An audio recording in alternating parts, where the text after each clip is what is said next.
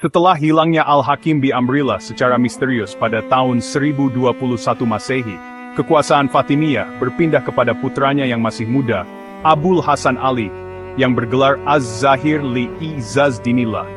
Ia menjadi khalifah ke-7 dinasti Fatimiyah, dan memerintah dari tahun 1021 hingga 1036 Masehi. Karena usianya baru sekitar 16 tahun saat naik takhta, sebagaimana lazim di Fatimiyah, pemerintahan dijalankan dengan bantuan wali dan para wazir, terutama oleh Situl Mulk, saudari Al-Hakim, yang sangat berpengaruh dan disegani di kalangan istana.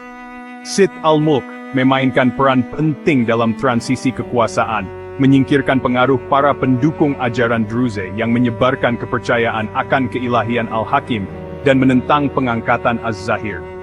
Ia menstabilkan kekuasaan dengan strategi diplomatik dan penguatan struktur administrasi, sehingga masa awal pemerintahan Az-Zahir relatif tenang dari gejolak internal, meskipun ketegangan sektarian tetap ada.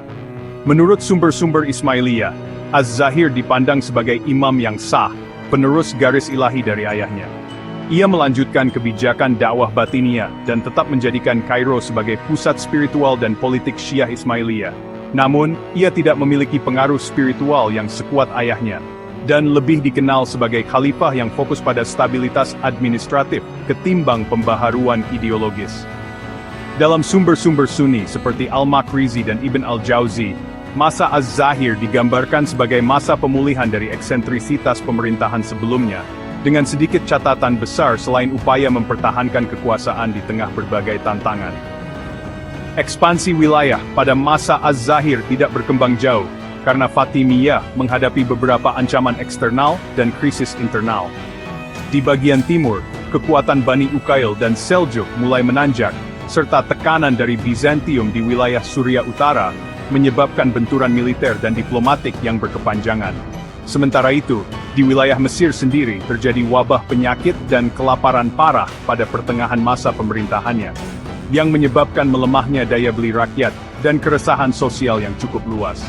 Hal ini memengaruhi legitimasi kekuasaan khalifah dan memperlemah otoritas daulah di daerah pinggiran. Walau demikian, Az-Zahir tetap menjaga posisi Masjid Al-Azhar sebagai pusat keilmuan Ismailiyah. Ia juga melanjutkan pembangunan infrastruktur dan upaya distribusi pangan kepada rakyat miskin, meskipun dalam skala yang tidak sebesar era Al-Aziz dan Al-Hakim. Di sisi lain, keberadaan kelompok Druze semakin dipinggirkan dari pusat kekuasaan, dan ajaran mereka dikategorikan sebagai penyimpangan oleh otoritas resmi Fatimiyah. Ini menunjukkan adanya usaha khalifah dan para penasihatnya untuk memurnikan ajaran resmi daulah dari distorsi doktrinal yang mengancam stabilitas politik. Az-Zahir wafat pada tahun 1036 Masehi, 427 Hijriyah, dan digantikan oleh putranya Abu Tamim Ma'at, yang naik takhta dengan gelar Al-Mustansir Billah, khalifah yang kelak akan menjadi penguasa terlama dalam sejarah dinasti Fatimiyah.